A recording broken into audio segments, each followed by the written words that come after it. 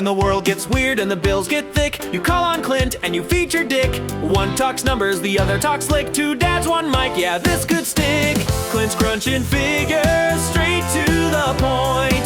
Dick's just here to laugh in the joint. It's the Clinterific Show, featuring Dick. Dick's quick with a joke, Clint's got the math. Together they'll balance your checkbook and your laugh. They'll talk finance, fun, and fatherly fails, with liquidity dreams and 401k tales. So grab your coffee, join us a ticket, the Clinterific Show, featuring Dick. Sweet cheeks. And welcome back to the Clinterific Show. Featuring Dick.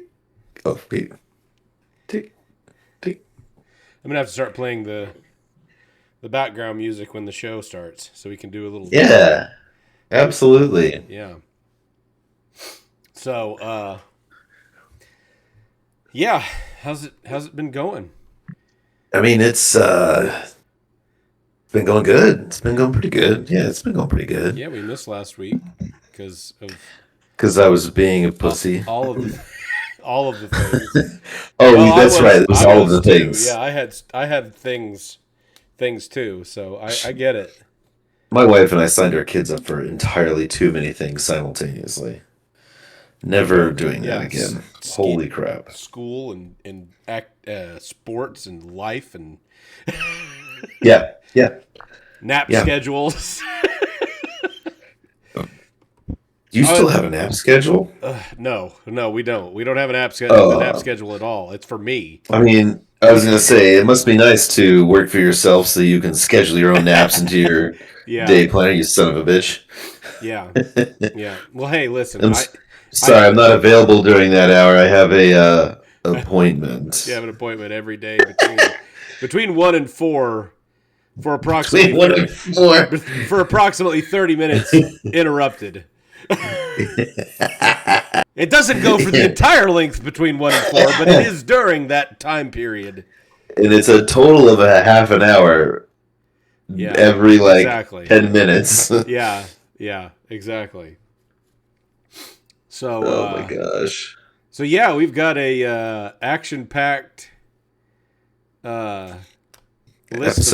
episode this week. Yeah, we got a good show for you. Yes, we've got a handful of things that we're going to talk about, including the launch of the new Steam hit Subnautica 2.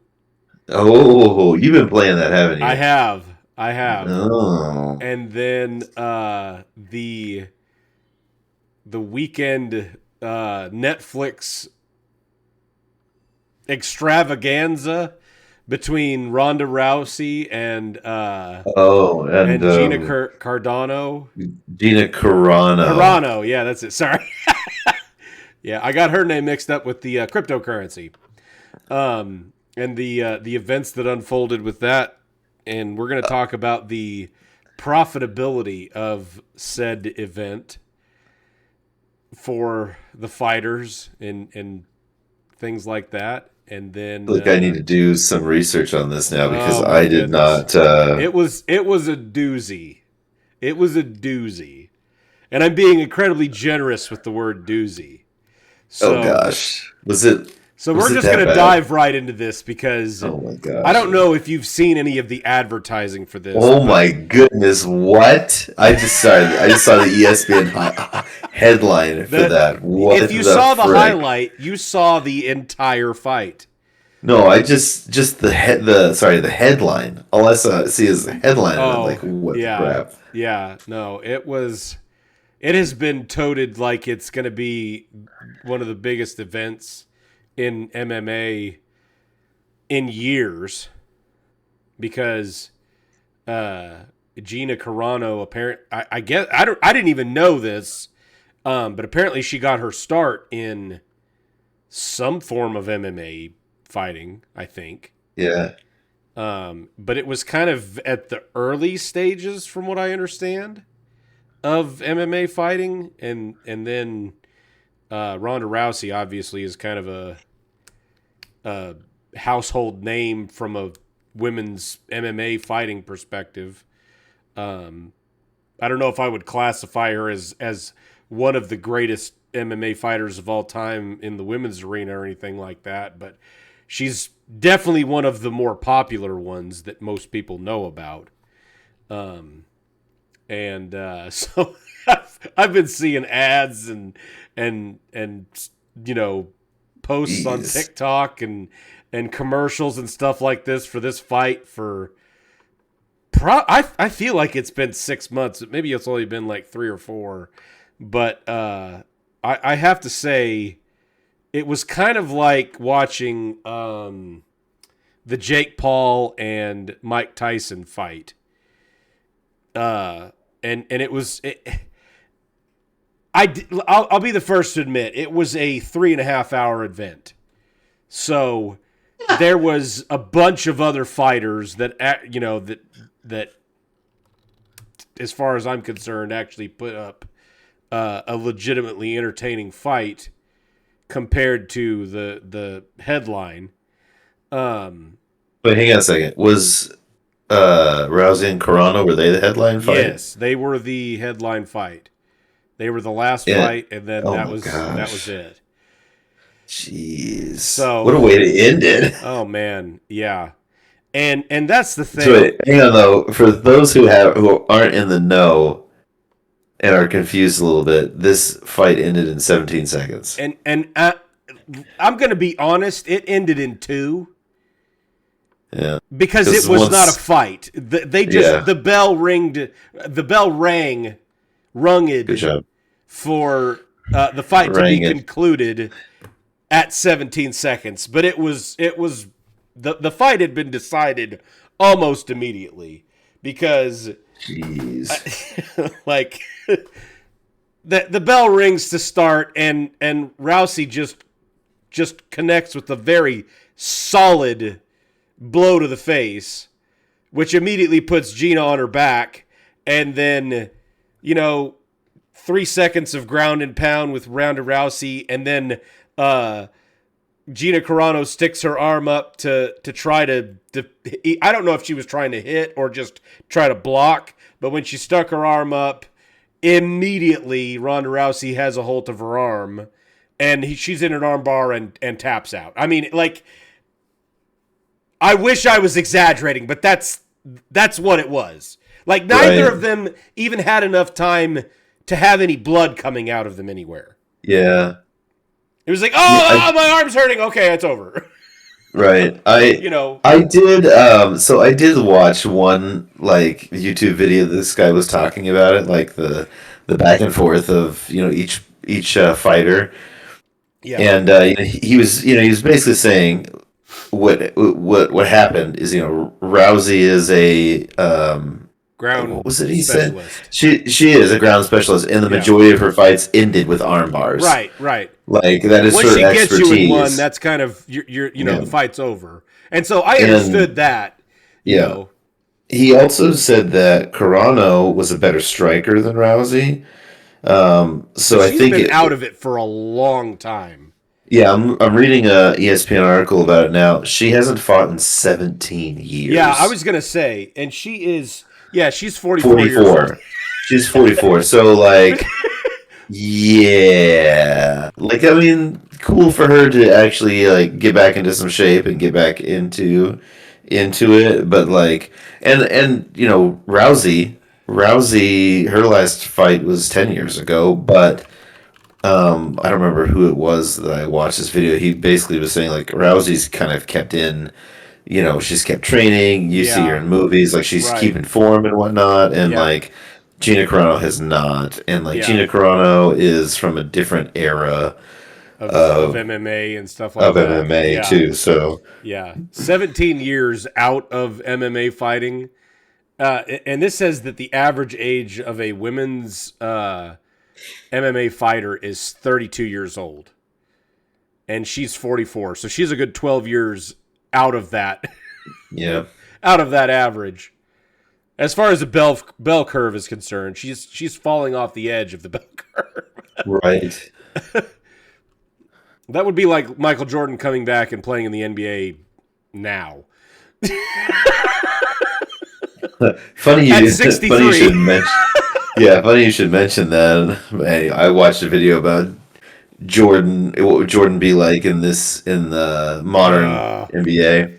Yeah, the thing is, and I thought we might talk about the NBA as well, because there's been a lot of I guess you could say controversy over the MVP pick this year, because I don't know if you've been following the NBA finals at all. I'm not. Absolutely not. I am not big. Like, I like playing basketball. I think we've talked about it a little bit on here, and I like playing basketball. I can watch college basketball, and especially going to a game, so like if I'm there in the stadium myself, that I enjoy that significantly more. But especially anymore, the NBA has just gotten so it's just not fun to watch. There's no, to me, the strategy that exists is not really a strategy. It's just a carbon copy of the same style of basketball every play.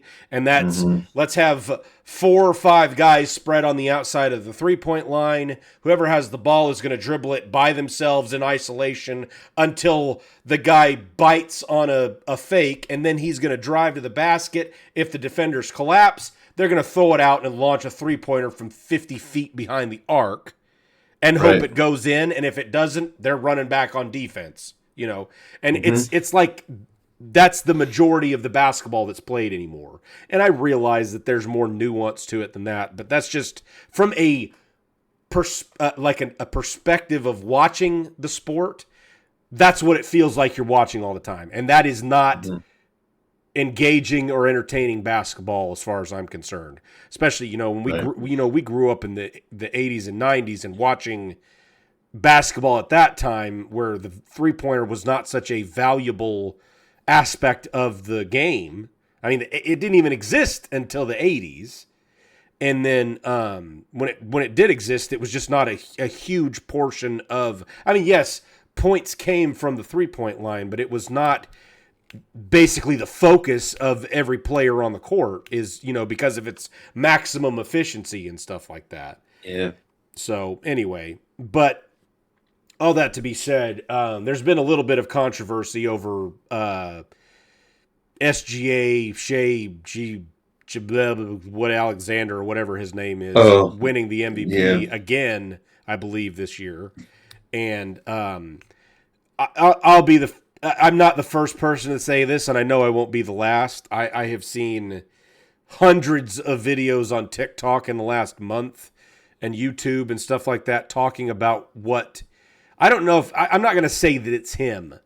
I think he is just the face of the issue, but not necessarily the only one doing it. But the type of basketball that he plays, when such an enormous portion of his points are coming from free throw shots, because he's creating fouls, not necessarily being fouled, it's just horrible basketball to watch. And so when you have the 3-point slash and dish aspect added on top of the horrible officiating, the way that the rules are set up now, where, basically if you initiate contact as somebody with the ball anymore, you're going to get a foul called almost every time. It's just boring to watch. And so he wins the MVP, and they're playing against the Spurs right now, which I believe is the semifinals.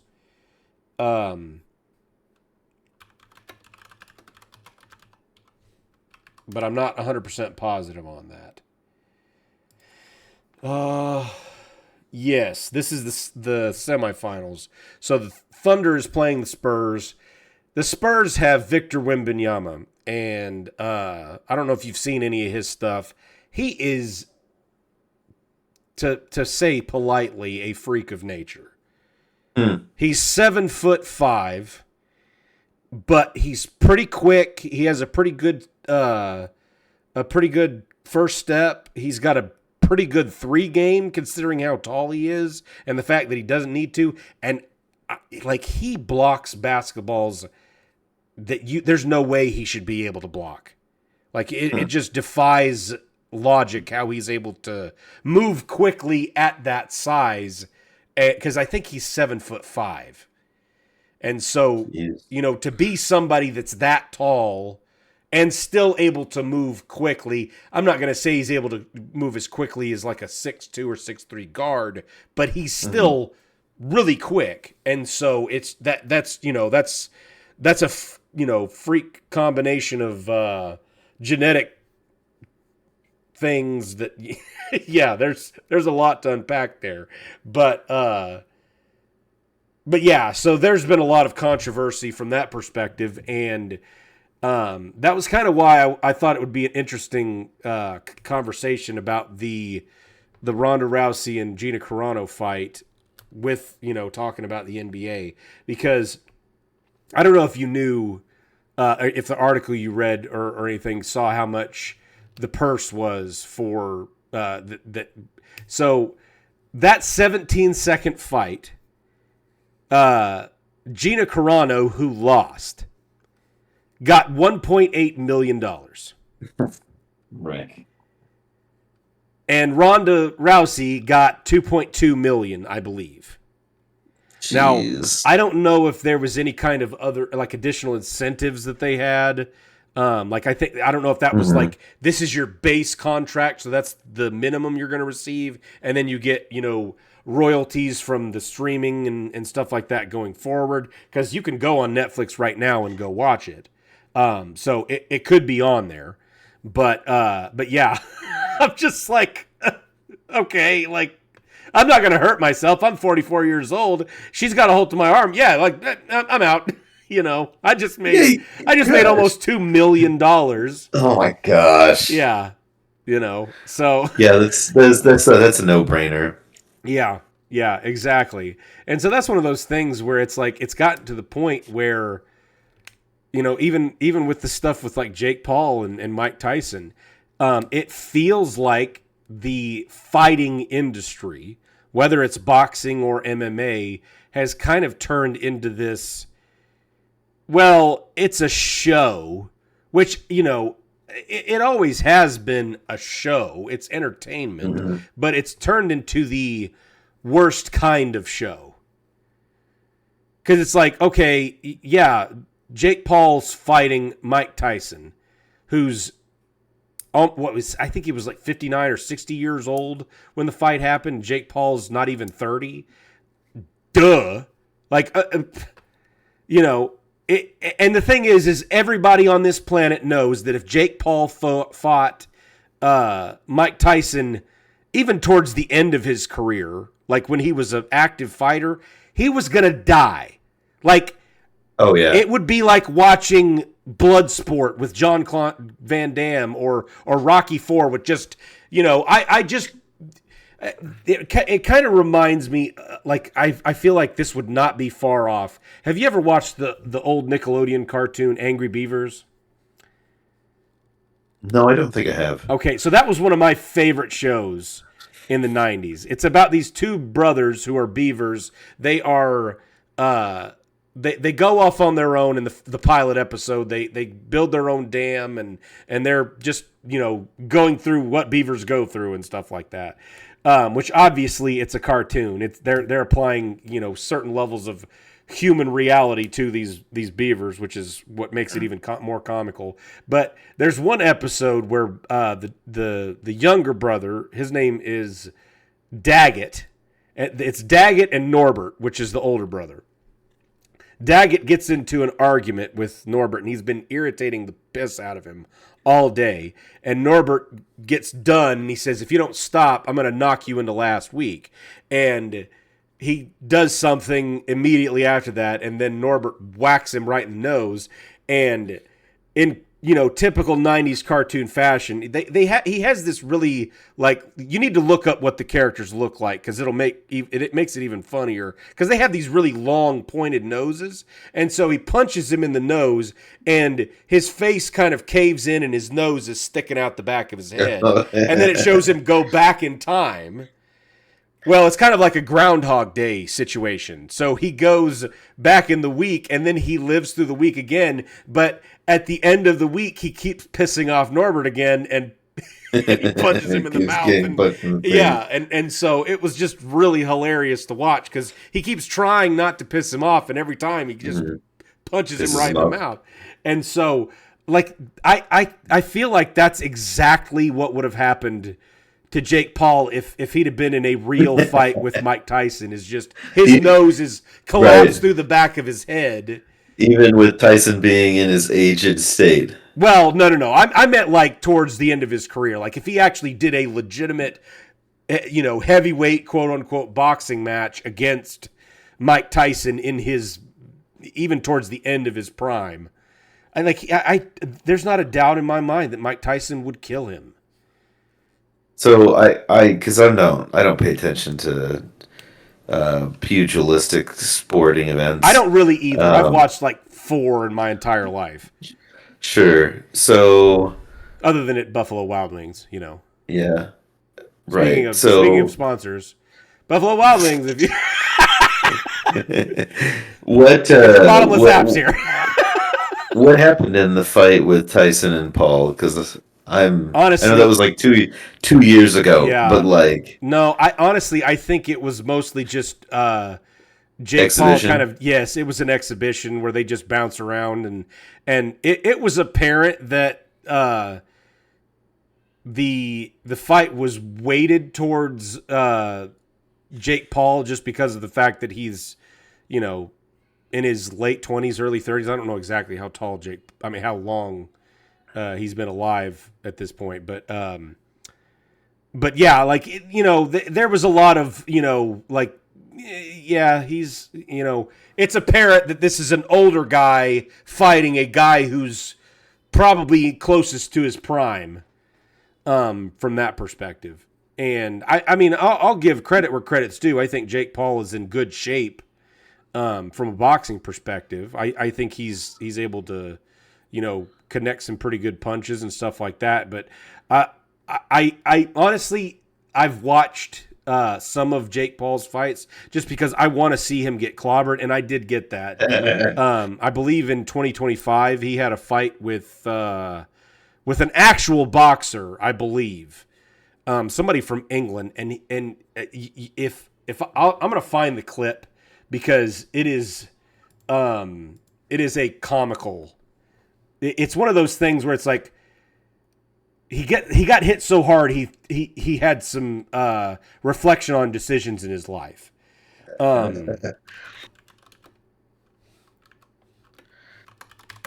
I guess part of me just kind of would have hoped that Tyson would knock the crap out of him. Yeah. Okay. I think this is the clip. I'm going to send you the clip so you can look at it because it's one of those, like he hits, and he clocks him. It was a very, very good hit. And this guy was in, Anthony Joshua. He's in good shape. You can see from the still, the guy's, he's got some anacondas for arms. And he clocks him, and Jake Paul goes to the ground, and he gets this look on his face like, "Yep, I'm not a boxer anymore." But it is incredibly hilarious to watch because you can see like the look of like, "Oh man, I made the wrong choice here." Did you? Yeah, like, yeah. Oh my god! Oh man, yeah, he connects with him, and I think he looks at his brother, and he's like, "Holy shit!" Oh Yeah, have a seat. Have a seat. yeah. He's like, "Okay, I'm gonna sit down here for a while because I am no longer a boxer." And that was probably the last fight that I'll ever watch. From Jake Paul, just because I've been waiting for him to just get clocked one real good time, just right in the mouth, and they did a really good job of zooming in on that facial expression of him just like, I did not know I could be hit that hard. Oh my god! All these guys I'm paying hundreds of thousands of dollars to spar with me are apparently pulling their punches. What do you think Tyson was doing? Yeah, which is, and that's the thing. So it's like, I'm not sitting here saying that I know enough about, professional boxing to know definitively that he was pulling his punches or that he could have really done any significant damage. I think that he probably could when you're as gifted of a fighter as Mike Tyson was, that it would be. I'm not pretending like I'm in the shape that Jake Paul is comparatively from a basketball perspective. But if I was to go play basketball against Michael Jordan right now, he's still going to beat the living piss out of me. Yeah. Even when I was, 25 years old and in good, running shape and all that stuff. Like there's just no way because of it's, the muscle memory and just the mindset to know how to do what they do. It's just not happening. Well, not only that, like Jordan's 6'6", like I know you're taller than me, Clint, but you ain't 6'6". Yeah. I'm 6 foot on a good day, and still 6 with those installs. Yeah, with those installs, man. Yeah. No, but that advantage, that 6 inches, is going to make an enormous difference from a basketball perspective because everyone's like, oh, well, he's 6 inches taller, but he's also got a significantly longer wingspan as well. Oh my gosh, yes. And so, like, even if I could adjust my shot enough to get it over him, I'm still having to change a significant amount about how I play basketball. It's not going to go well for me. But yeah, it's just kind of fascinating from a perspective of like, I'm watching all these fights and whether it's MMA or boxing, and somebody was talking about, what is that guy's name? He's the other guy that fought, Jake Paul it was like 4 years ago now. Mayweather, Floyd Mayweather. Like I said, I have not watched a ton of fights. I know that it takes a significant amount of effort, because I have trained boxing a little bit. And when I say a little bit, I mean like, 4 or 5. One afternoon. Well, no, I've done it about 4 or 5 times. Me and Aaron did it for a little while, and it was basically just bag work and stuff like that. But with the gloves are a lot heavier than you think, having to swing them consistently, and then the bouncing and jumping and evading left and right and stuff like that. It takes an enormous amount of energy to be able to do that properly. Okay. All right. So all I'm saying is I'll give credit where credit's due there, but from I don't know if you know anything about like the origins of boxing, of like obviously punching each other in the face. So the way it's evolved in the last 130 years is amazing. So it used to be just bare-fisted brawling, and the thing that's hilarious to me, and honestly, I think there's some kind of animalistic nature to us when we watch boxing. That's like, okay, these are two guys that are fighters. I want to see them beat the crap out of each other, and who's the tougher guy. Like there's, I don't know if that's just me or if that's just the appeal of the sport or whatever, but in the early 1900s, I don't know exactly when it was, I believe the rules were significantly different. I don't think they had gloves on at any point, so it was bare knuckles. And I also don't believe they were, I don't know if it was that they weren't allowed to or if it was just they didn't do that, but they didn't move.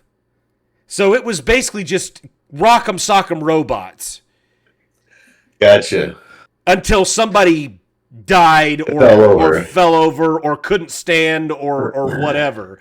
And I know they didn't have video. Like a butterfly, sting like a bee. Exactly. No, there was no floating at all. It was collapsing. And like I don't know that there's any video of boxing that was done in that style. Sometimes you see videos of these goofballs that do these backyard wrestling boxing things where they'll do stuff like that, but they're not. I don't think it's anywhere close. It's most of the time there. It's like, okay, that guy got one good punch, and I'm out. But these are all obviously not your cream of the crop boxers either. It's right. it's like me and you got into a boxing ring and just decided like we're gonna box. Like that's not gonna be entertaining for very long. It might be for like 4.5 seconds, but I'm gonna get winded, and then you're gonna clock me. I'm coming for you, Clint. Exactly. But yeah, so I took Taibo. I know how to swing a punch. Yeah. I watched a guy take Taibo.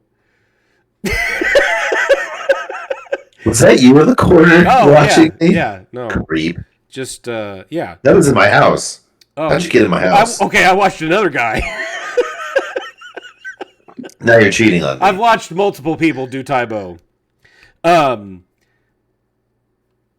think it was Billy Bob Thornton. Yeah, Billy the Kid, Billy Goat Gruff. Anyway, but yeah. So like all that being said, like the sport has obviously evolved significantly, but I just cannot stand watching Floyd Mayweather fight.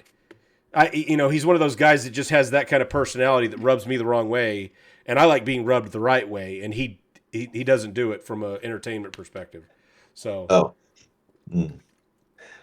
or from a Korean barbecue perspective. I mean, not Korean barbecue. There's a lot of perspective Korean massage in the parlor chat right now. Oh man. But yeah. So anyway, all that to be said, it's kind of interesting that the industry of these different mainstream sports has evolved, or as far as I'm concerned, I would say it's devolved, because it's becoming significantly less entertaining to watch, yet somehow they're still making some money. Because I know for example, you saw how many people were there. I mean, like, they filled the stadium or whatever, and then Netflix sells, I'm sure, ads and stuff. Oh, yeah.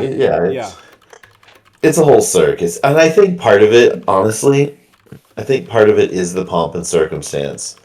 Like, people get dressed up to go and, like, hope to be caught on, on camera being at this thing. You know what I mean? Uh-huh. That's kind of what I feel like. It's kind of like that. And the thing is, so I'm going to use the NBA as an interesting example, because NBA is not a publicly traded organization. So to be able to own the NBA, you have to own. I believe the way it works is the teams are franchises underneath the NBA, but it's all privately owned. So,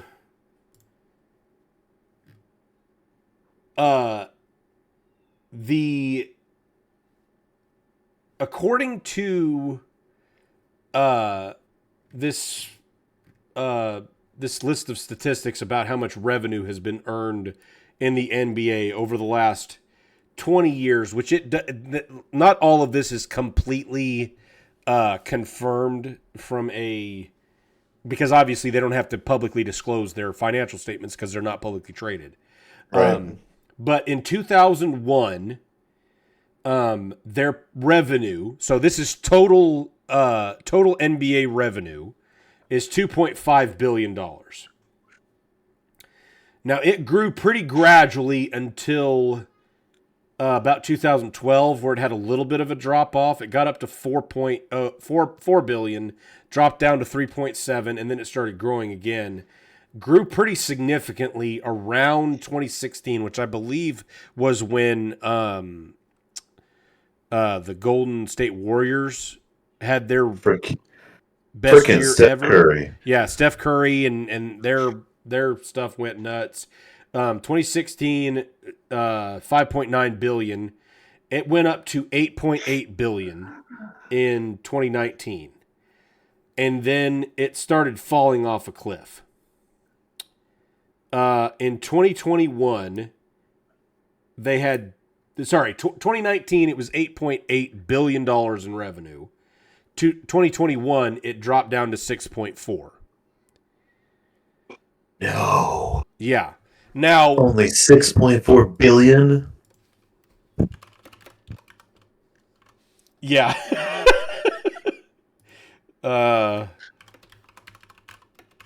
Think of the children, Clint. They won't be able to pay for their personal chef to feed their children.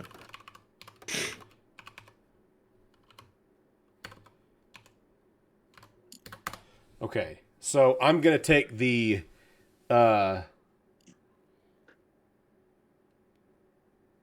okay, so if you adjusted for inflation, the revenue from 2001, it would be almost 4 billion in 2021. So it's 3.8 billion. So the NBA was not even double that in 2021. And they had been growing pretty consistently since 2021. And I believe the numbers have actually dropped quite a bit since then as well. I don't know for sure.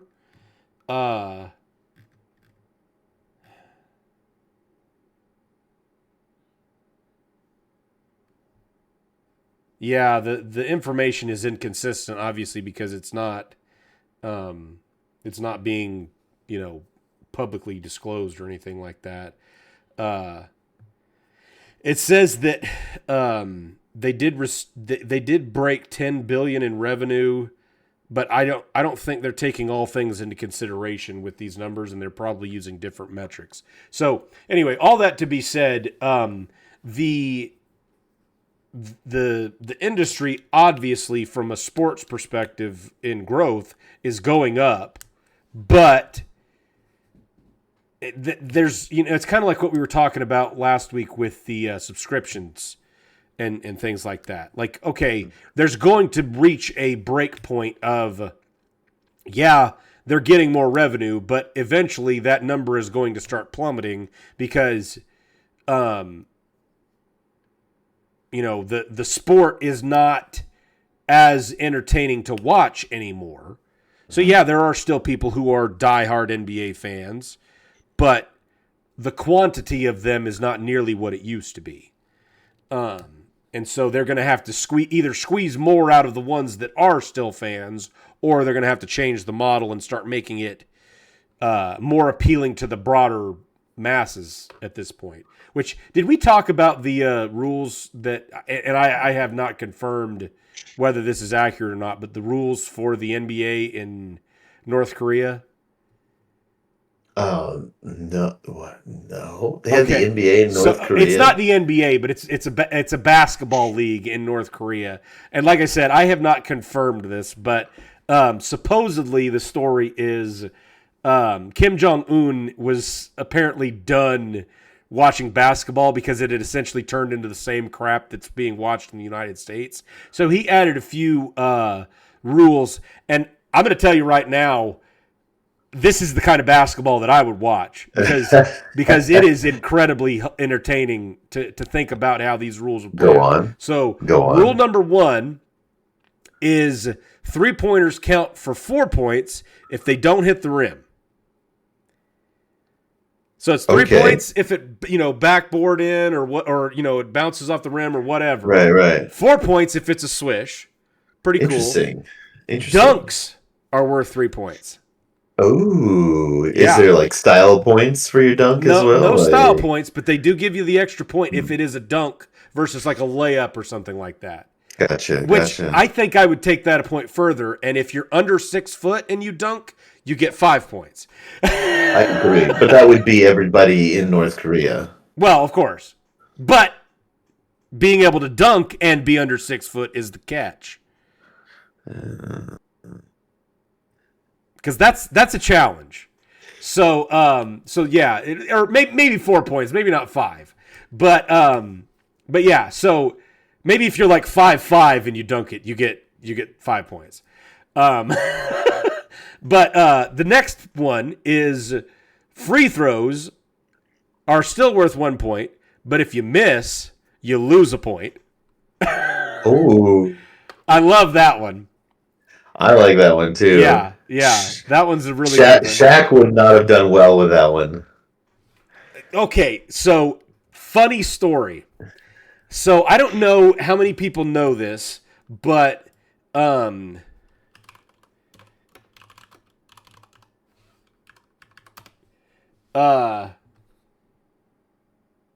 there is apparently a rumor. Sorry, when you said that, there's apparently a rumor going around about like how good of a free throw shooter Shaq actually was. And Okay. I think he said at one point on ESPN, because he's one of their analysts or whatever you want to call it. He talks smack with Charles Barkley all the time. Said that he was not nearly as bad of a free throw shooter as people thought he was. And so I was like, I'm going to look up his statistics and see how bad he actually was. Now, I'm not an amazing basketball player by any stretch of the imagination. We had a free throw-a-thon when I was in I think it was my junior year in high school, and I made I think it was 88%. It was like 88 out of 100 free throws. And so I'm like, okay, so I'm going to use that as a metric of like I did not play in the gym all the time. I just played on my basketball team. It was a small Christian school basketball team. We practiced twice a week, and that was it. And I made 88 out of 100. I was not being paid. Shaquille O'Neal finished his NBA career with 52.7% free throw made. He shot 11,252 times and made it barely over half of those, which is hilarious to me. And why they implemented the infamous hack-a-Shaq rule. Because it's like, okay, we don't want him to score. We need to foul him before he leaves the ground. And then he'll shoot a free throw, and he's only going to get 1 point, basically. Yeah. Oh, my gosh. Yeah. So I thought that was pretty comical because he was talking on ESPN a while back about how he was not nearly that bad of a free throw shooter. And I'm like, compared to what? Compared to a donkey? Yeah. Like an actual donkey? Yeah. But anyway, I lost my train of thought. What was I talking about? I have no idea. Dang it. Should we just move on? I'm sure I'll remember it eventually. But yeah, anyway, the NBA is definitely the NBA sucks. Oh, it was the rules in Korea. That was the last one. The last one is, I think it was the last 20 seconds. All shots, no matter what, count as 8 points. Interesting. So for the last 20 seconds of the game, 8 points every time you put the ball through the hoop. Wow. Yeah. I mean, look, listen, I don't love the 8-point rule. I don't love the 3-point rule. But I do like the dunk rule, and I do like the free throw rule. Right. Because the losing the point actually adds a really interesting dynamic to the basketball game. Because that's why it's called a free throw. You're wide open. I will say I like the free throw and the 3-point rule because it encourages or prioritizes some of that fundamental shooting. Mm-hmm. Fundamentally speaking, if you have sound fundamentals when shooting a long distance shot, you should be able to get in with that swish. Mm-hmm.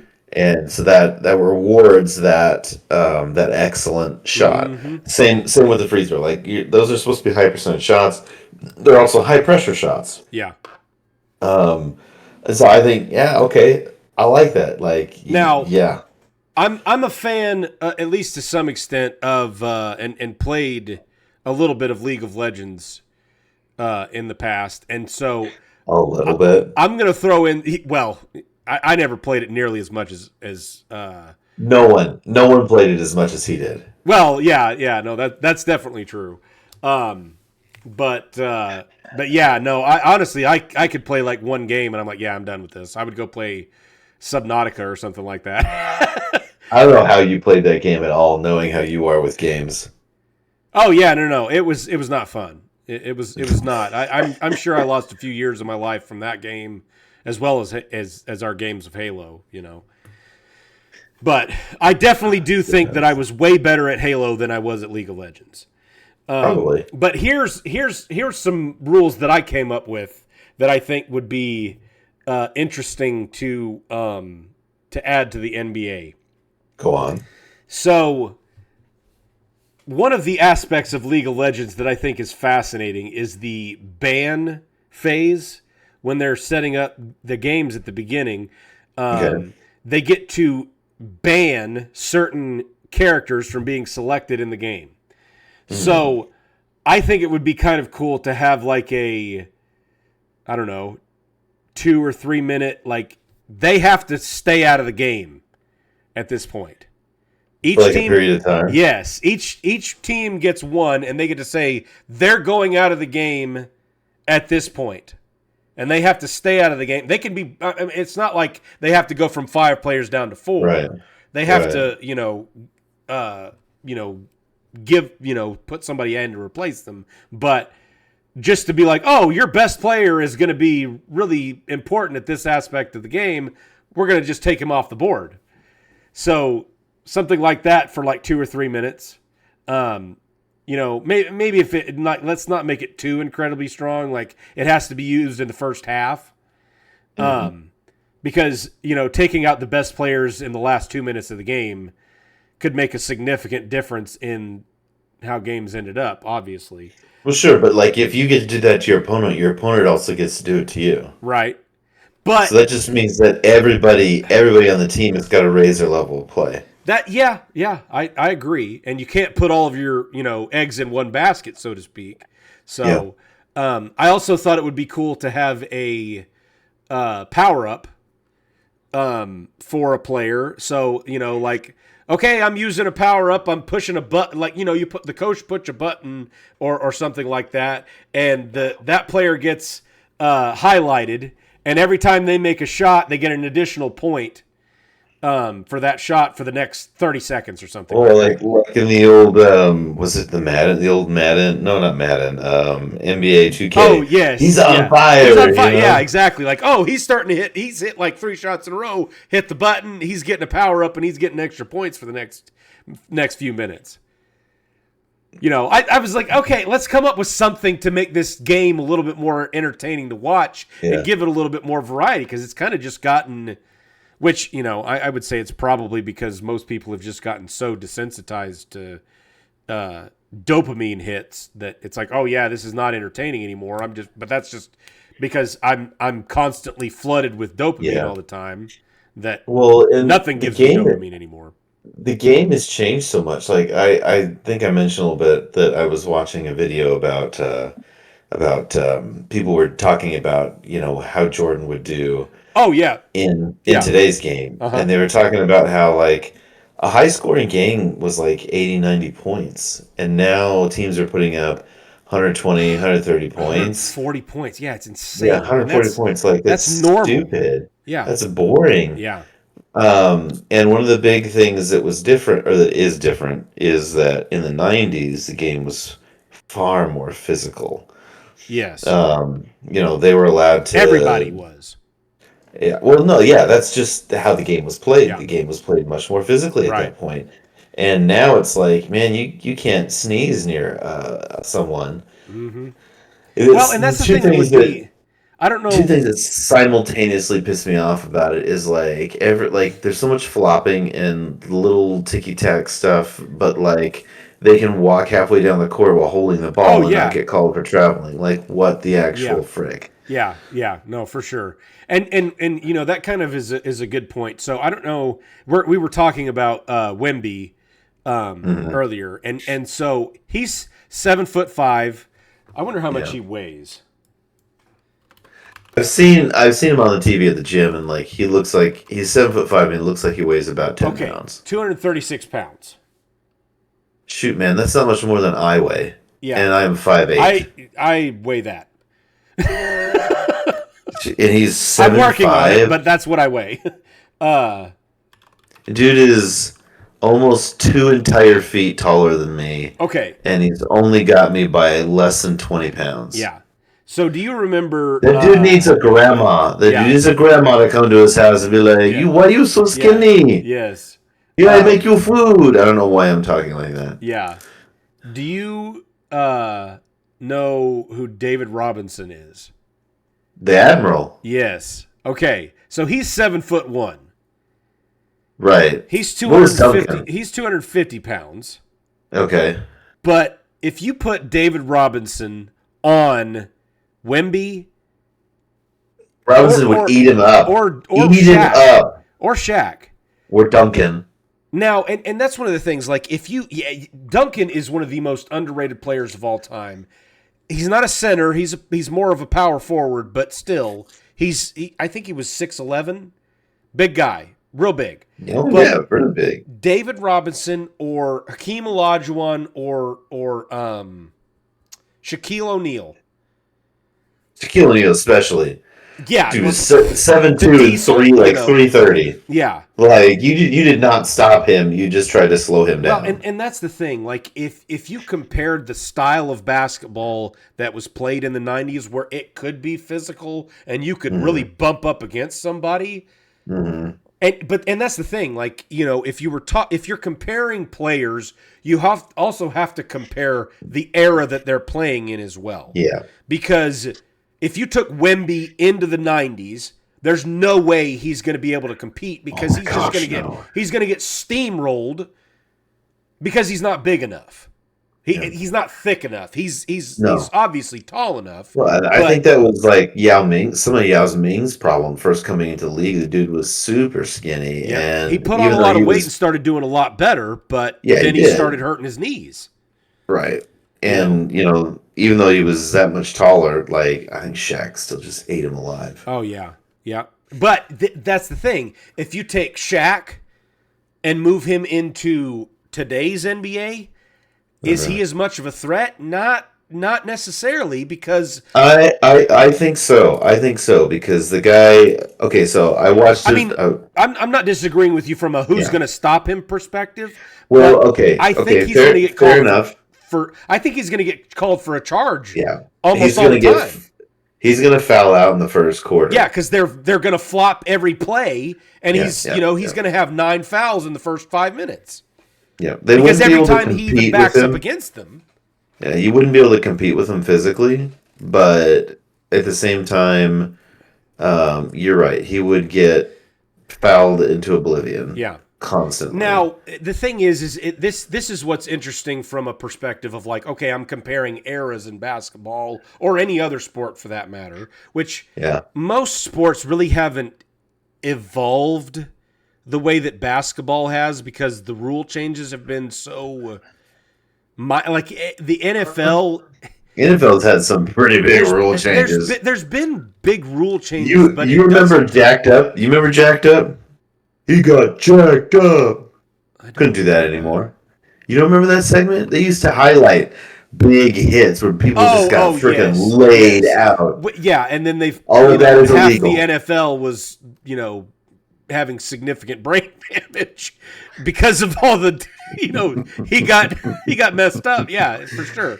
It's not Gronk. It's not Gronk's fault that he's the poster child for CTE.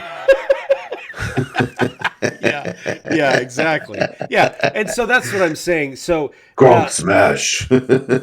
Right, but and the thing is like from a basketball perspective, compared to baseball or the NHL or the NBA, or the NFL, like the difference there is there's a lot of play stop. Whereas NBA, it's like, okay, it's time to go unless there's a timeout. Everybody keeps playing. So there's a lot more on the fly changes and decisions that are being made by the players because they're the ones playing. Whereas with the NFL, for example, yeah, the quarterback has a lot of decisions, and he makes a play call on the line, and he can, call an audible or whatever. But if he calls the audible, there's no decision making that's made by the wide receiver other than just, this is the route that I'm supposed to be running for that play call, and then how do I outrun the guy that's there? Now, I realize that those rules end at this is the route, and what happens if it goes 2 or 3 seconds longer than that, because at that point I'm just trying to get open and hope that my quarterback hasn't been sacked at that point. But it's still 5 seconds, between 5 and 15 seconds of a play, and then there's a stop. And so that dictates a lot of how the plays and rules are changing the flow of the game. Whereas, like with the NBA, it's a lot of on the fly. Like, okay, he made a shot, it goes out of bounds, they bring it in, and they're instantly going down to try to shoot on the other end again. You know what I mean? Like, there's just a lot more. No, it's more dynamic in a way, yes, but I also it's just think different. that, like, It's not completely more dynamic. It's just a different kind of dynamic. Right. I think one of the things about football, though, that is interesting, it's like, okay, play by play in basketball, you're not always going like 100%. You know what I mean? Like, you're not always sprinting down the court. Yeah. Or you would have no players left by the end of the second half or second quarter because everybody's just completely gassed. But like in football, it's like soccer. You have to be able to run the whole game. You can't just go all out for 2 minutes and then go take a break. Sure, but in American football, like, your number gets called for a play, and you're 100%. Sprinting. Yeah, 100%. And if your number's not getting called for a play, you're probably still sprinting because you got to sell it. Yeah, you got to sell it. Yeah. Or you got to be ready for that check down, because if your number one option isn't available, you better be running your route, because you could be number 2, maybe even number 3, depending on how much time the QB has. Oh yeah. So it's like, and you do that play after play after play after exactly. play. Yeah. No, I get so it. It's a lot like when people watch it, like, they see them, oh, they did a play and then they walked and then they got together. Well, yeah, they're trying to catch their freaking breath because they're like sprinting. Yeah. They're running 20-yard sprints. Yeah. You go do wind sprints for about 20 minutes and tell me you're not vomiting everywhere. Yeah, exactly. Sprint, walk, vomit. That's about how it works. Right. Exactly. Yeah. So yeah, no, I completely agree, and I think the difference with the rules for those different sports like baseball and soccer and American baseball and stuff like that, completely different animal. That's what I'm saying. Like, if there's rule changes in that, it like a home run is still a home run. I mean, obviously there's that movie, The Moneyball. Until Kim Jong-un gets hold of it. Yeah, exactly.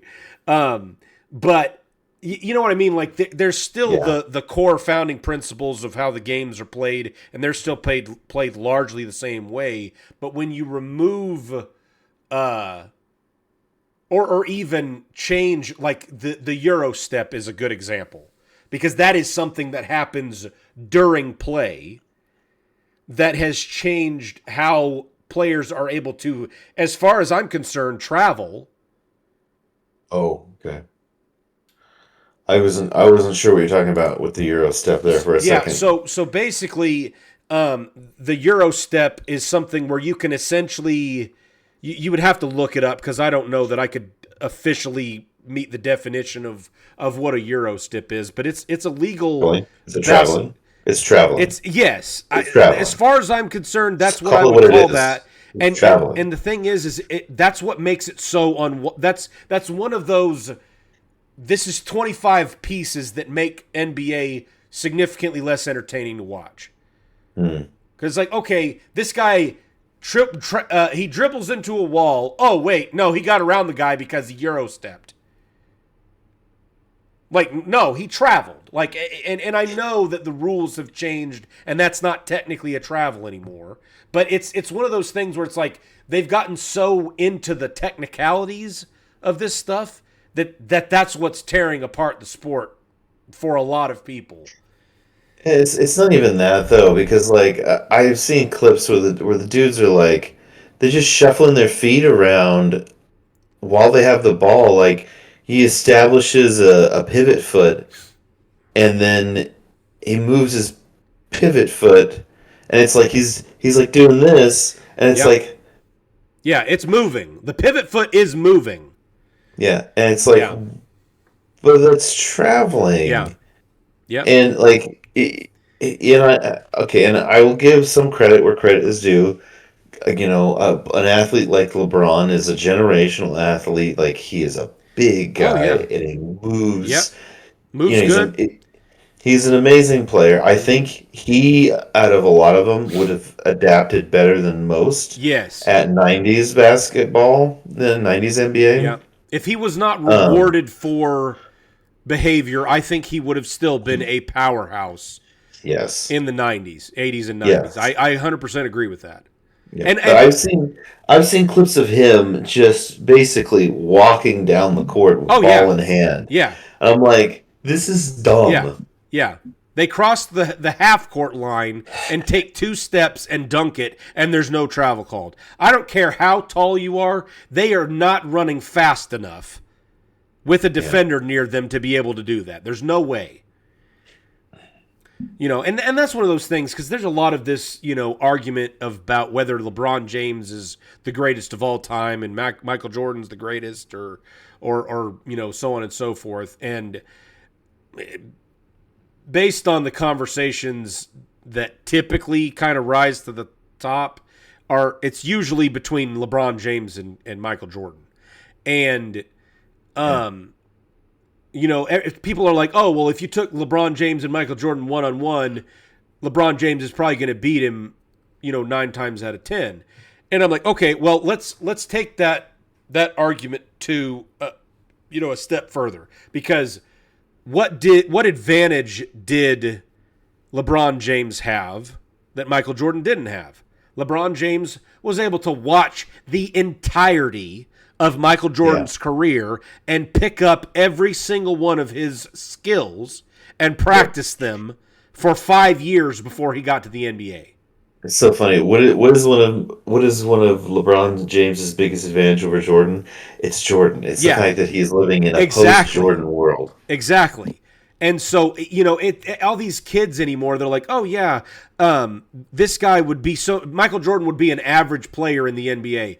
The reason that Michael Jordan would be an average, let's assume that was true in any capacity, which I don't agree with, but let's assume that it was true. The reason that he would be an average player is because every player in the NBA has used Michael Jordan's entire career as the blueprint for how to be incredible at basketball. And when you can watch people who were the trailblazer for skills and abilities and winning do that, of course you're going to have an advantage. I need to send you the video I watched today about Jordan, because one of the things that they were saying was, the game now it really favors 3-pointers and paint in the play in the paint Play on in the the paint, yeah. key. Yeah. And one of Jordan's biggest strengths was mid range. Yes. He had an amazing mid-range shot. So he would thrive like crazy in today's league because they don't guard. Like They just leave it open, there's yeah. no mid range defense. Exactly. Like so Yeah. many of his game winning shots are him like breaking an ankle and taking a jumper in the at the mid free range. throw, yeah, the 10 to 15 feet range, yeah, Yeah, and dude, he was boom. lights out, killer. Yeah. Yep. I had ChatGPT a while back do a full career analysis. At that point, obviously, this was about a year and a half ago. A full career analysis of LeBron James and Michael Jordan, and I had it take like let's say 10 different statistics that are number of championship wins, number of MVPs, number of Defensive Player of the Year awards, all team NBA, whatever, all of those different accolades and a handful of other metrics. And then I had it create its own metric for, like, I want you to create, I think I actually did 3. I said, I want you to create 3 metrics that are not tracked, but you're seeing, you're only looking at data from these players' careers, and look at these 2 players and compare them side by side and use all of the metrics and say which player is a better player overall. And I went through it, and it was actually incredibly, incredibly thorough. I don't even know if I still have it. Let me see if I can pull it up. I might still have it.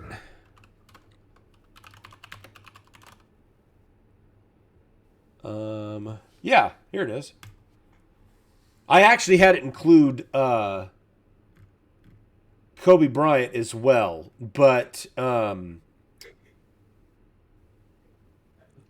okay, so I had it create all of these different statistics and analyze them all, and then I had it break it down into categories and give them specific weights. So the winning and margin of victory was category 1. And so that was 25% of their total score. Jordan won with 9.5, LeBron 9.0, Kobe 8.0. Awards was 20%. So that's accolades, MVPs, all that stuff. Jordan won, and that was 20%. Jordan won that one with a 9.5. LeBron was an 8.5. And then I had it do player stats, which was an additional 25%. LeBron tied him in that one.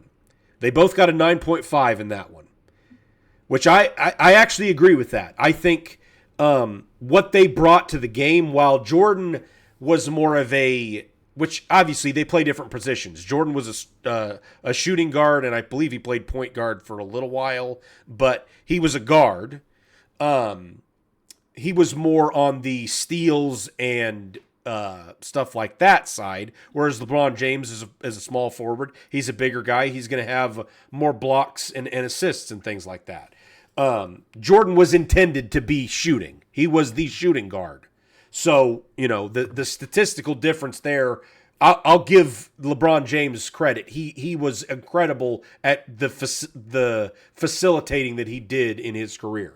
So I would give them I would say that that's very accurate, that they're both at a 9.5. Caliber of opponents was weighted at 15%. They both got an 8.5 on that, which I would agree with. LeBron James has played some pretty tough teams.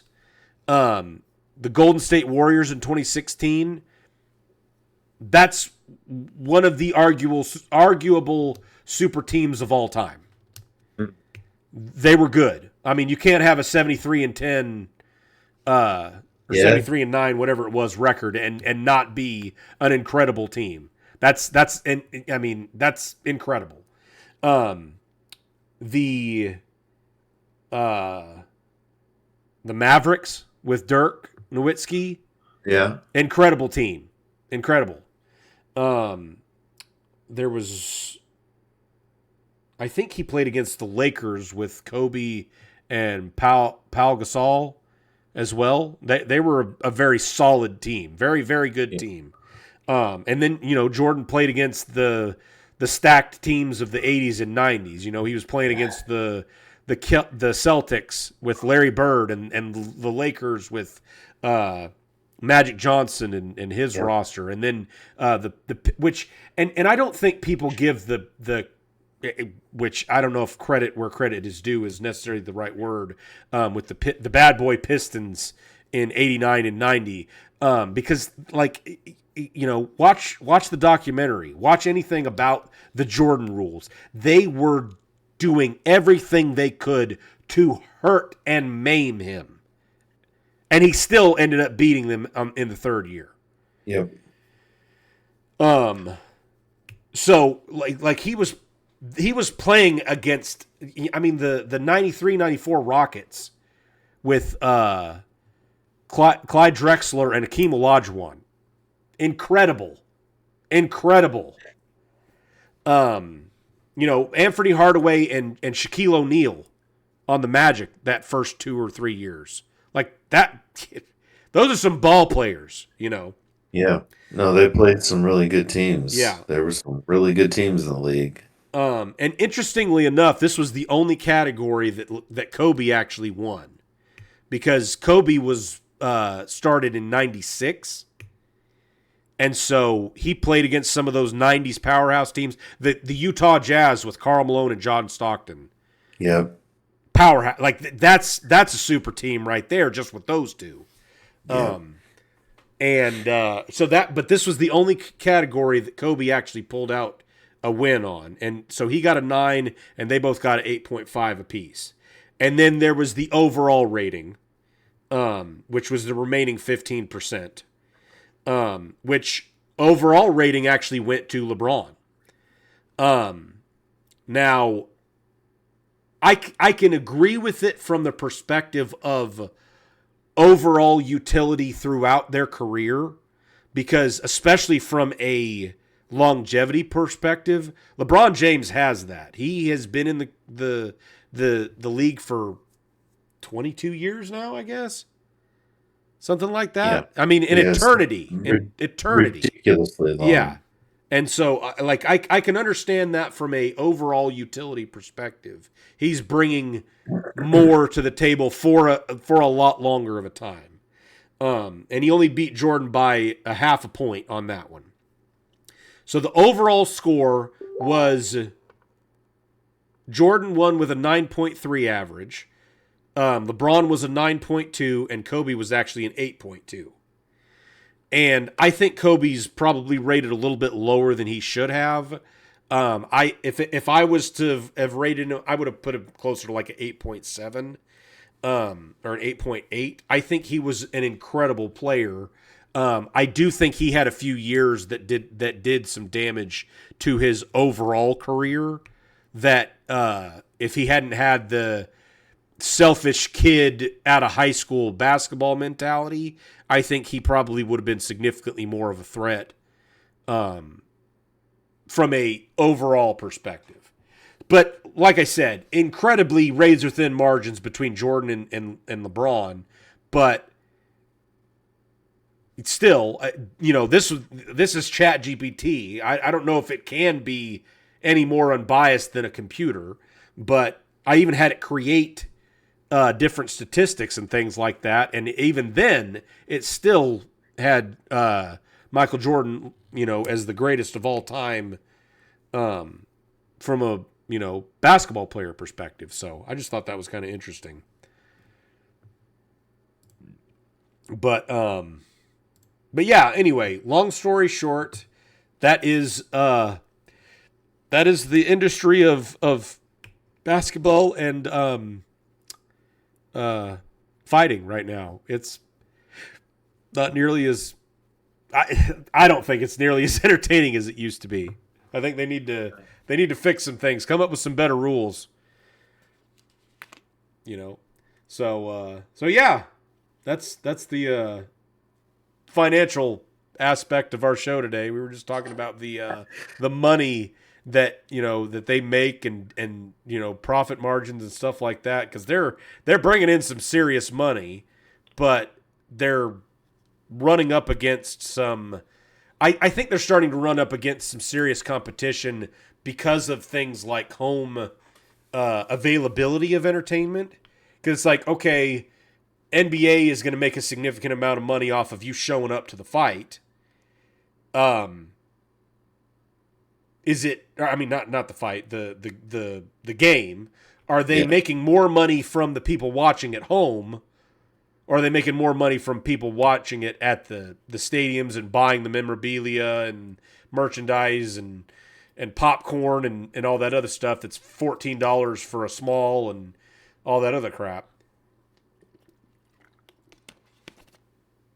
Oh, actually, that was another idea that I heard was pretty good, because I think something that the NBA has been getting in trouble for is these teams would tank their record so they could get a better spot in the draft for the next year.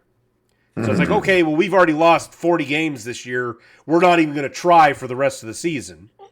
So people buy tickets to this game, and it's third stringers and the towel boy out there playing basketball. It's like, oh, this is not fun to watch.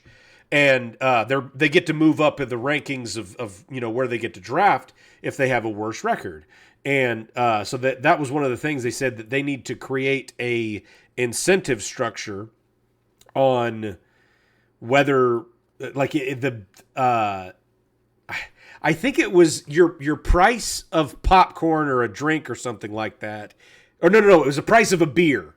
The price of a beer starts at $10 at the beginning of the year. Every time you win, you can raise the price a quarter, and every time you lose, you have to drop it a quarter. So if you don't have basically free.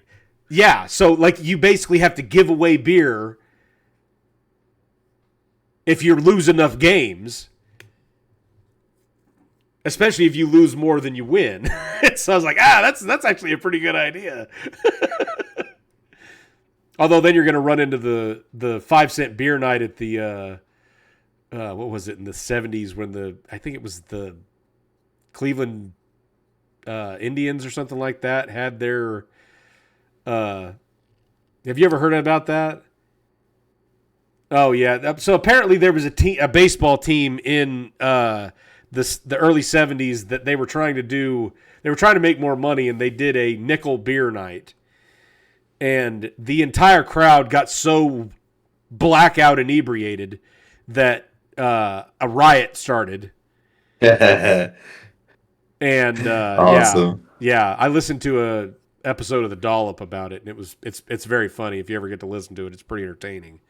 But anyway, so yeah, that's all we have for the basketball and the MMA segment of our show. So we were talking about Subnautica, though. We were. Yes, that was where I was. About. That yes, was the segue. Uh-huh. The segue was earlier in the show, and we just got derailed. But yeah. So Subnautica 2 got released last week, and I started playing that. It is just as terrifying as the first one. Oh, the first one was pretty terrifying. You know, the thing is, it's like, what is that, thalassophobia or something like that? Thalassophobia, yes. Yeah. I don't really have that, but if I had 0% of it before playing that game, I have like 20% of it now that I have played that game. Like, the thought of like going on a cruise ship and falling off the boat and just knowing that there's that infinite nothingness below me and playing that game, that's enough to scare the piss out of anybody. And the way that company did an incredible job of figuring out what makes a game like that both really fun to play, but also terrifying. Like what the actual aspects of being underwater to scare the crap out of you. Right. No, I remember the first one, I spent most of my time in the safe shallows until I think you and Aaron and Brady pestered me enough for being a pussy and not going not going out to get a Leviathan. So it's like, fine, I'll freaking do it. Oh man. Yeah. What was the first one that you saw? Was it the Reaper or was it the Ghost? Reaper. It was the Reaper. Yeah. Yeah, that one's always the one that scares everybody. And that thing does look just flat out horrifying. Right. By the time I got to where the ghost ones were, and I didn't go off into the abyss ever. I went, like down into I don't remember what it was, way down at the bottom where there's that dead tree or whatever it is there. And there's Leviathans down there. But they're supposedly baby ones, anyway. Yeah. Yeah. Baby ones. I I was okay by then. I was okay by then, but I don't usually, especially for like games like that are highly story driven. I Yeah. don't usually like to go and look up or Oh, like familiarize spoilers and stuff. myself. Yeah. Yes, but I made an exception for that game. Oh, I don't blame you. I don't blame you. I had a whole map that showed all the zones from like Yeah. from the top level, like where what kind of mobs were in each of those Oh, areas. So yeah. Yeah. I knew which ones to avoid because I didn't want to encounter a Leviathan. So, have you gotten the second one? Are you going to get that one? No, I don't know. We'll see. Okay. It's still like early access though, isn't it? Yes, I would not get it now. It's still definitely an unpolished turd from a Sure. game development perspective. There's a lot of glitches and things like that I've run into myself. But in the first one, basically the first thing that you make is your survival knife. You know, your little. I mean, Yeah. it's for those of you who have never heard of played this game. Like it's like a pocket knife that's no longer than this pen. I mean, like it's not like you've got a sword, but it's definitely way more. Gives you that sense of protection Yeah. than you would think, and so Well, there aren't guns or weapons no. really per se in the game. That The was only intentional. there's like I believe everything in the first one can be killed eventually, but that's not the goal of, and you don't get anything for it.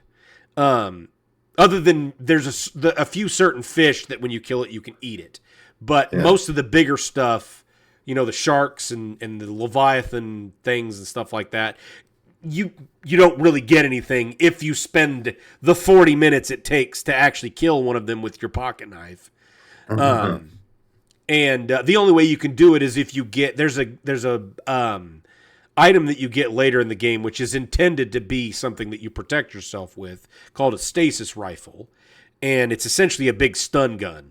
Yeah. So it shoots like a electro. It's kind of like a magnetic or electric pulse, and it explodes when it gets to that spot, and it'll shock anything and stun it for a certain length of time.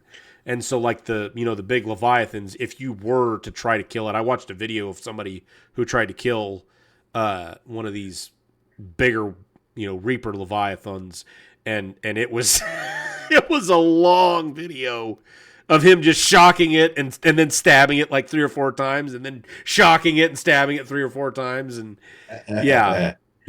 So, but anyway, so one of the things that I don't love about the second game is you do not have your little pocket knife. They changed the tool to a multifunction survival tool, and it looks kind of like a cross between a hammer and a hatchet. So, like, if you think, like, it looks, think of like a hammer, but underneath the hammer head, it has a little bit of a blade that you can, like, stick out, but it does not function anywhere near the same way that the knife did. Interesting. So I don't love that, because, like, there's a handful of, and this could be that it's part of early development and stuff like that, but there's a Right. handful of monsters, at least in my game, that seem like they're not, they don't have like a I don't know what you call it, like an aggro distance, where it's like you get a certain distance away from where they were and they'll leave Yeah. you alone. It's like, oh, I've had this guy following me around for 2.5 days now, and he's still following me around. I don't think that's intentional. I think that's just a bug in how they're where they're at in the development and all that stuff. But it even though I would argue that a hatchet is definitely more functional and offers a better level of protection than a little pocket knife, in this game it doesn't. So I'm having to adjust mentally to that aspect of the game. But other than that, it actually is a very fun game. But it's definitely got some scare elements into it. So yeah. It's worth checking out. But apparently, it's the number 4 selling game on Steam of all time. Wow. Now, I don't know if that's like release numbers or if that's total numbers. I think it's just release day sales or like first week or something like Wait, that. are you talking about the first game or this one? No, the this second one, the second one. Yeah. Oh, dang. Yeah, they've made a ton of sales on it already. Wow. So yeah, I was actually pretty surprised by that. I mean, I know that the first one kind of turned into I don't even know if cult classic is technically the right term for it because it was just so popular. I mean, Anna was playing it for a while, you know. She wanted it, and I downloaded it for the Switch. So yeah, like it got some serious popularity there for a long time. And the game evolved. The first one evolved significantly compared to when it initially launched. And so I think the second one probably has potential to change like the first one did, but you know, who knows? It's still a fun game to play. And you know, if you have fear of if you have thalassophobia, go for it. No better way to face your fear than when there's basically zero risk. You can just, you know, crap your pants in the privacy of your own home. But you don't have to worry about getting eaten by an actual shark. No, just no. Yeah. So Just no. yeah. So I thought there was one other thing that we were going to talk about, but I'm having a brain fart and I can't remember what it was. I need to start taking notes before I start talking to you about this stuff. Yeah. I get so sidetracked in what we're talking about that I forget what I was intending to talk about. We do get distracted, but you know that's part of the fun, right? Yeah, exactly. So anyway, well, I guess that will bring us to our potential going deep segment. Or do you have something for us this week? I mean, I always intend to go deep. It's just sometimes, some days. Anyway, so yeah, let's go deep. We can Okay, go deep. let's do it. All right. So this last, I shouldn't even say this last week, but like this week has been pretty eventful weather-wise for us up here. And I don't think you guys have really gotten any of it, have you? We've actually had quite a bit of rain in the last few weeks, but nothing Right. crazy. So we've had, we had a couple nights of thunderstorms in a row. Sunday night was a lot of severe thunderstorms as well, and we even had the sirens go off a couple of times. For those of you that don't live in the Midwest somewhere or a state that typically gets tornadic activity yeah, during yeah. the spring and summer, Yeah. the siren I'm referring to is the tornado warning siren. And fun story. They had a similar system when I lived in Southern Oregon that they used as an all call in the valley that I lived in. So it's like in the foothills, and they had this siren that would play when they wanted to call all of the on duty volunteer firefighters to the station. And I just remember the first week or two we were there in Oregon, and the siren starts going off, and I'm like, Yeah.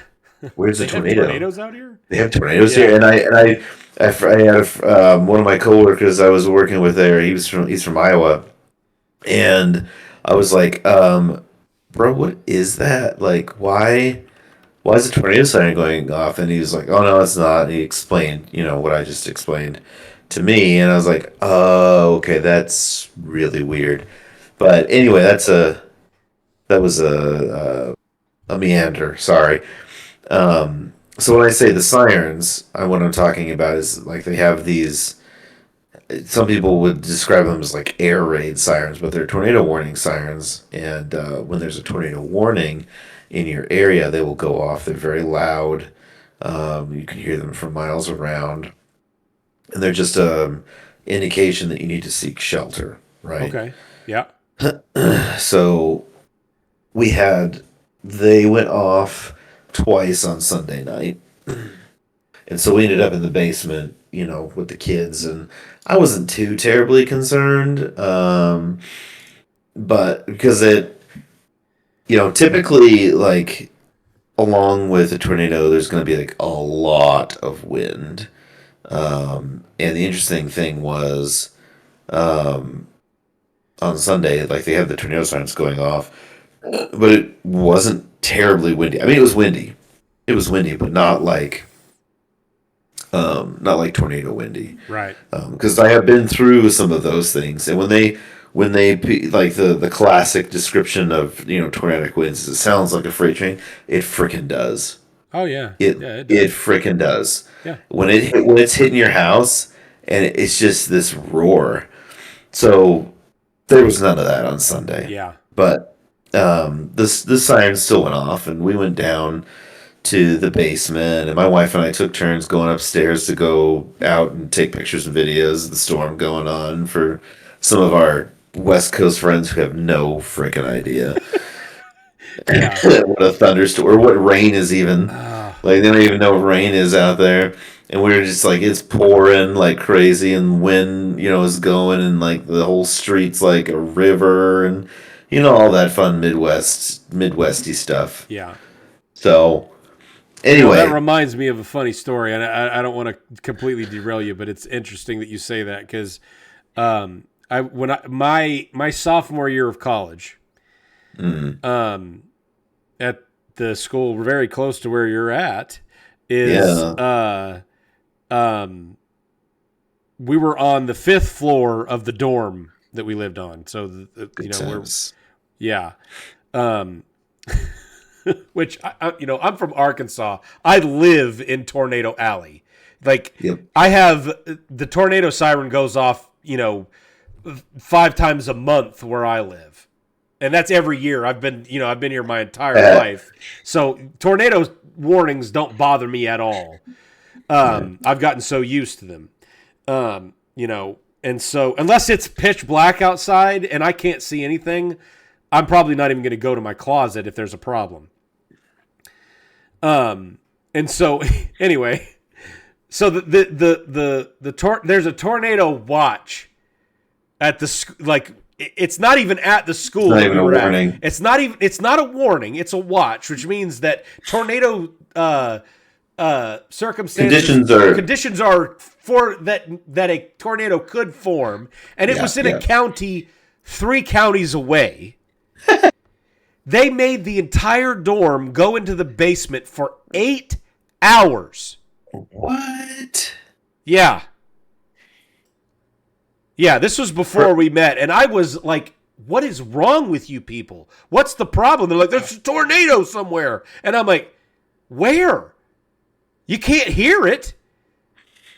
And like, yeah, it's in this county. It's like 3 counties away. It's headed this direction. And I was like, wait, what do you mean it's 3 counties? Yeah, it was a long ways off. I don't remember exactly how far, but it was so far away that I was like, yeah, what's wrong with you people? Which, this was a dorm that there was kids from all over the country there. So they're like, oh yeah, this is terrifying because I live on the coast and I've never heard of a tornado before. I was like, I'm going back up to my room. I'm perfectly fine, watching it from my 5th floor window if it does decide to come this way, which it's got a long ways to go if it does get here. Yeah. But anyway, it's just kind of one of those things where it's like I've heard these sirens go off my entire life. I'm not concerned unless it's real close. Right, and that's the thing, like,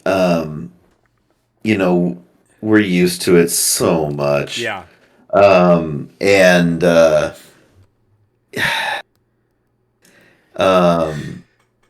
I just thinking about that, like, a lot of people will just around here in particular, like the sirens go off and they go outside to go watch. And there was one that last year that touched down north of town and actually did quite a bit of damage and went east towards Omaha. And I swear I saw a picture of people in downtown on top of the roof in the downtown buildings watching the tornado go by north of them. Like it's a spectator sport, man. Oh yeah. Anyway, Yeah. so we had some interesting weather this Yeah. week. We had more thunderstorms last night, and we've gotten quite a bit of rain, which we needed desperately. Um, but my kids were a little bit unnerved, of Oh course, yeah. because like they've not had, they were both born on the West Coast. We just moved, my wife and I just moved back here to the Midwest like 2, 3 years ago. So my kids have not had a of experience with it. We lived with my parents out in the country the first year we moved back, and there was one night that we went down to the basement. The wind was nuts, and the Yeah. kids just they were so tired because it was like middle of the night. They just fell asleep, Yeah. and I'm sitting there Which is like what I'm you hope listening to this for. wind, Yeah. right? And I'm listening to this wind, and I'm like, oh my gosh, like you know, this is really serious. Something could be Yeah. happening, Yeah. and the kids are just like, you know. Yeah. But Sunday night, it happened a little earlier, so the kids weren't asleep yet when the sirens went off. Right. Um, and so they were just kind of like, "Oh no, it's gonna go," whatever. Yeah. So all right, so this is my thought because this is all build up and background and context, right? So This is foreplay for the absolutely, layperson. we'll get to the The we're big gonna get to bang. the climax of my point here. Part where the stuff Uh, comes out. something's gonna come out, that's for sure. Oh. Um, so I was thinking about like life throws a lot of things at us as we go through it, and we often all of us have the opportunity to experience very similar things at different times in our lives. Yeah. Um, when I was a kid, like my kids, I would have, and I was quite a bit more freaked out about, a lot of this stuff happening because I had not been through it a lot Yeah. because I didn't have the wealth of information from experience Yeah. to help mitigate that fear. Not to mention technology, because like, man, when the storms start hitting, I'm hitting up YouTube. I'm going to Ryan Hall, y'all, and I'm watching him just zeroed in on all this stuff. Like, Yeah. if you know, you know. Um, I don't know. it's it's okay. But you No, we have YouTubers, somebody man, similar that does the same crap around here. right? Like I don't watch a local news station anymore. I go to YouTube because I don't have to worry about commercial Oh breaks yeah. or them Yeah. talking about some of their stupid stuff. Yeah. Yeah, for It's just sure. about the weather, Right. and they have a network of storm chasers that they can bounce around to all over the country. It's Right. it's crazy what they can do with that now. So anyway, um, one of the things that I've learned in life, just like dealing with tornadoes, is that you're always going to have problems, but the more that you can weather them and get through them, it seems like the less difficult the next time it comes around, a similar thing comes around is like it just Yeah. doesn't seem as big a deal anymore. Right. The first time you go through it, man, it's quite an ordeal. But you know what? Um, give your balls a tug and pucker up and get through it because it's experience, and it will like the next time you go through it's going to be like, why was I afraid of this? Why was I so Yeah. stressed about this? Yeah. And like I've had some crazy stuff happen in my life, and now when I think about, oh no, what happens if I like what if I lost my job? I'm like, I'm just going to get a freaking new one. Yeah. Like I've done that several times now. It's not a big deal Yeah. anymore. Those tornadoes of life don't scare me. Like, do I still respect them? Do I still need to know? Do I know where I need to use my faculties to wisely navigate them? Yes, I do. And that's how I know that they're not going to be so bad anymore. Yeah, that's an interesting point. Um, I was thinking about that a lot recently, and I know we've talked about this a few times in the past about like, how um, our generation or a generation will typically take lessons that they've learned from their parents that and modify it and adjust it for what they learned from their parents and so on and so forth. And from a perspective of like letting yourself face these instances and adapt and grow from them and learning from other people's experiences and weathering the storm, Hmm. Hmm. it's one of those things where security, this is kind of something that I'm trying to figure out the best way to say it, but it's essentially we treat security as it's like a fictitious blanket that makes us feel better and makes us pretend like we have control over things that we don't. Right. And I understand what you're saying from a perspective of like, okay, what am I going to do if I lose my job? Well, if I was 20 years old and I lost my job versus me being almost 40 now and losing a job, it's not even close to the same mental gymnastics for me to get there, Yeah. because I've experienced a situation where I didn't, not necessarily that I lost my job, but I had an experience where I hit a wall. I realized that this job was not the thing for me, and what I had to do was figure out something else. Mm. And in doing so, even though it was horrifying, and I'm not somebody who's very pro change anyway. Now that I've been through that experience and jumped to a different job and finished uh you know my one job to jump to the next job, and then Mm. jump from that job to being my own boss and starting my own company and things like that. Yeah. It's really just a positive way to look at things when you can say, hey, you know what, that was hard to do, but I've done that hard thing once and I know I can do it again. Yep. And just being able to take a step back and take a breath and acknowledge that is worth its weight in gold. We were Yeah. talking, because I've told you that Anna's working in this animal shelter, and the thing that's crazy about this whole situation is she gets people contact her, from all gamuts of life, aspects of life, different places, different jobs, different levels of income and success and all that stuff. And I don't want to call out too many specifics, but there was a woman that contacted her recently that she gets on the phone with her, and it starts out, obviously this is a nonprofit organization and we do everything we can to help as many animals as we can. But the reality is there's certain animals that just cannot be helped and we can't take them. If you have a dog that is incredibly aggressive towards other animals and people, I'm going to have a hard time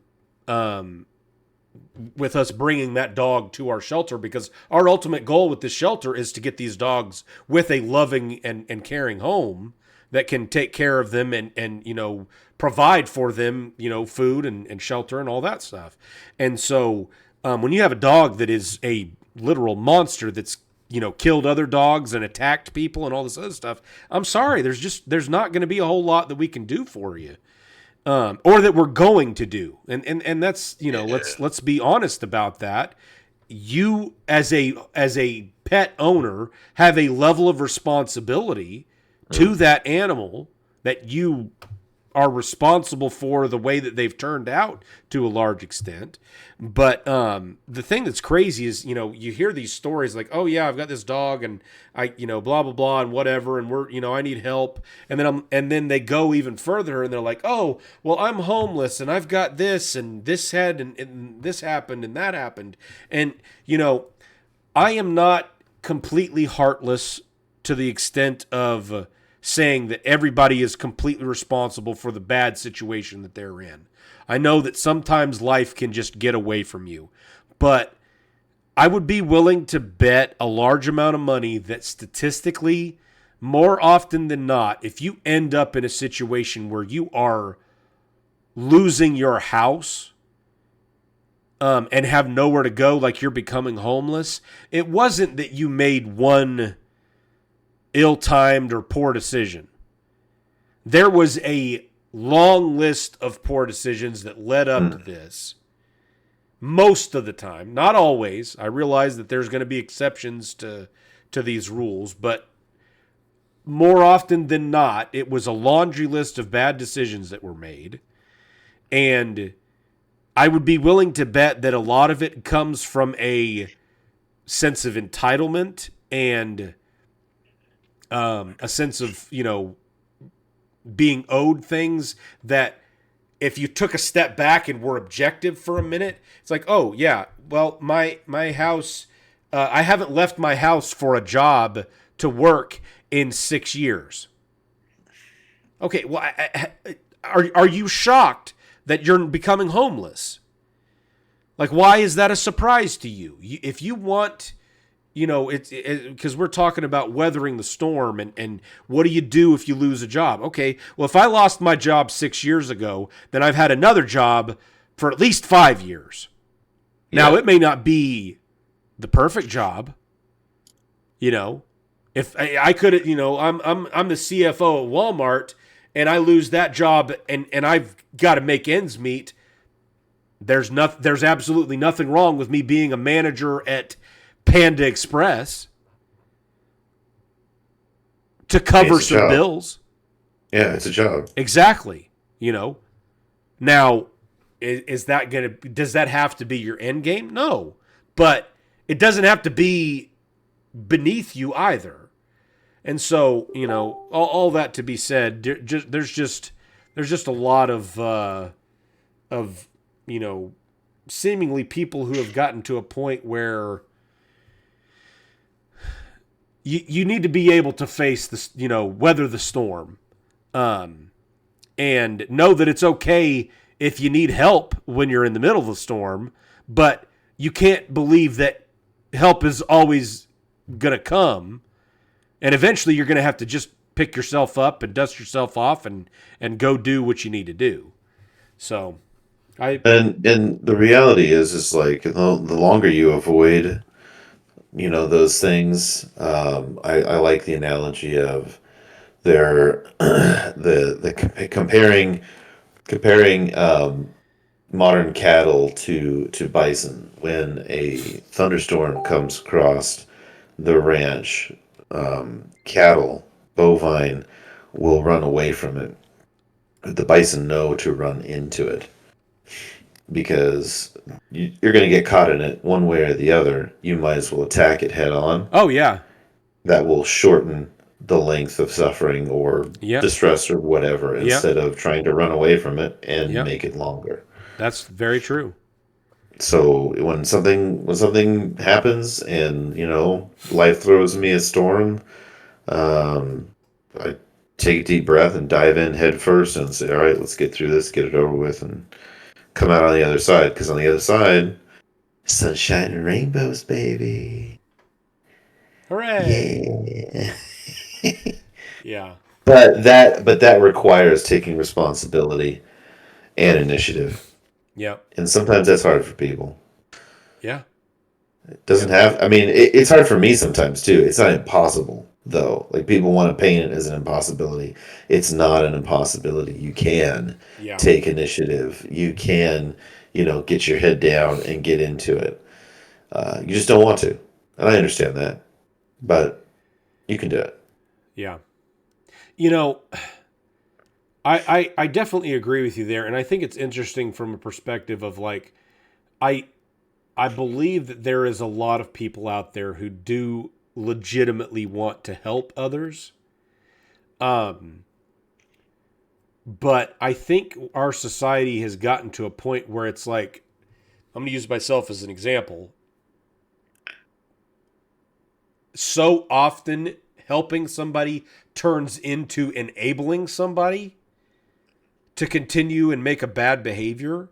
So it's like there's a break even point of, okay, I don't mind helping you the first time. You know, hey, I had a bad week. Can you loan me $50 so I can get some groceries for this weekend? Because I just don't have enough to make it through the weekend. My paycheck doesn't come until Monday, whatever. Okay, yeah, I can float you $50. I'll give you $50. You know, get your groceries and do what you got to do so you can make it through the weekend. Now, a week goes by and you ask me again. You know, I might do it. I might not. But if that happens 5 weekends in a row, at a certain point, I'm going to step back and say, hey, look, like, okay, I understand that you're in a rough place right now, but you just taking money from me means that I'm having less money to feed my family.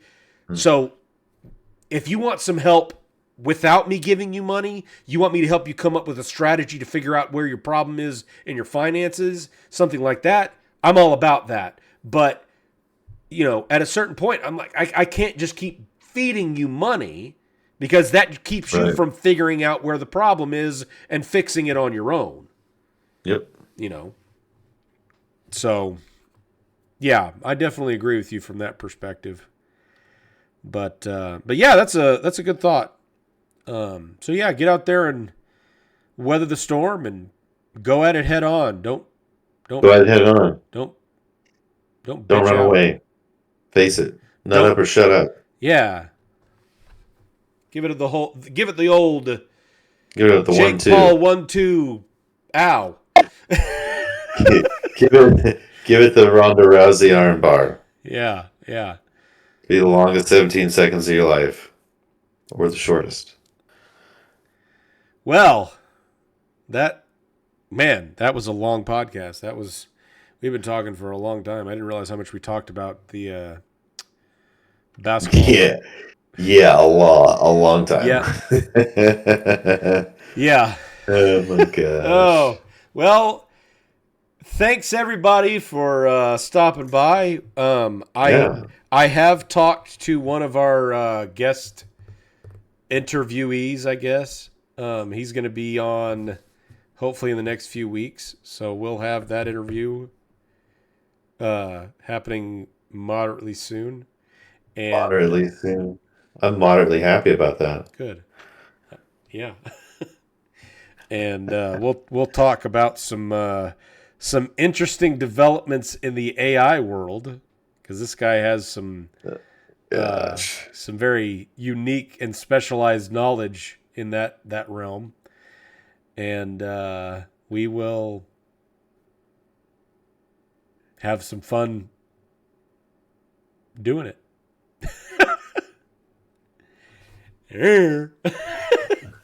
So yeah, that's all we have for this week. So thanks everybody for stopping by, and remember everybody, today is a beautiful day, so get out there and make it a great one.